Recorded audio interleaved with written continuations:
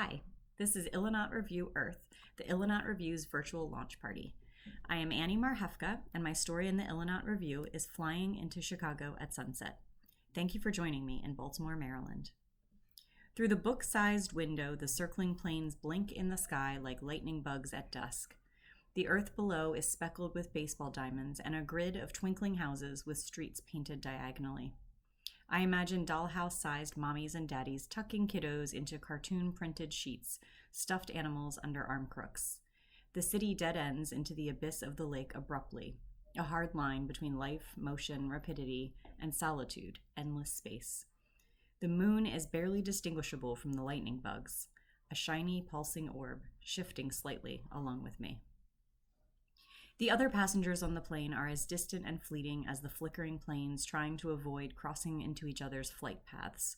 We don't speak to one another, avoid eye contact, avoid elbow rubs on armrests, avoid kicking the seat in front of us. Each of us in our own little orbit, eyes down to the ground or in our books or our phones, headphones in ears to plug the noise around us, a cocoon. I too stuff little buds into ears, hold a book in my lap without ever turning a page, close my eyes as if I am napping. Anything to keep my seatmate from sparking a conversation, because I'm afraid I will blurt out what I am thinking, which is, this is the first time I am flying as a motherless daughter. People say they feel closer to their loved ones when they fly, something about the imagery of angels soaring up above clouds probably, but for me it makes the distance between my deceased mother and me feel greater. The slightest bit of turbulence sends the moon skipping erratically out the window, and I am reminded that I don't have a mother at home tracking my flight like the rest of the passengers. Although, I wonder now, is that a habit of every mother, or just mothers like mine, the ones who have lost a child? Does every mother pop open a browser the moment her kid's plane's wheels leave the runway and keep an eye on the tiny blip in her peripheral while she goes about cooking the pasta or watching her favorite reality show? Or is it just the ones who have had knocks on doors in the middle of nights, alerting them of an accident, a car overturned, a son being airlifted, an urgency to go, now, try and get to the hospital before he... When we land at ORD, it is as if I expect the moon to keep moving, swimming through the night sky. Stepping forward on a forward-moving walkway, I float through space and time, and people whiz by unnaturally, too eagerly, too in a hurry.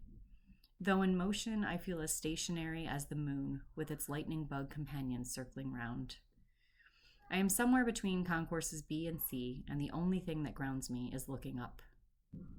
Above me is a dizzying array of long, irregular bulbs, neon twists of light with more steadiness than the swarms of bodies dimly lit by cell phones whirring by.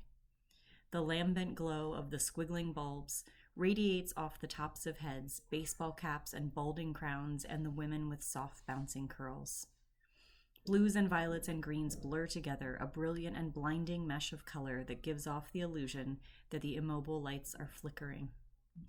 As I stumble off the end of the moving walkway, I need to pause for a moment, reorient my body to the stillness of standing, but I don't.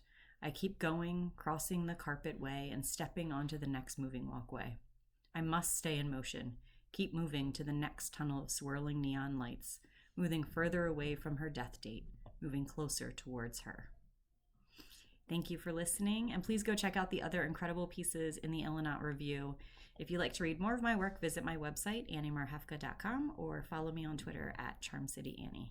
Thank you.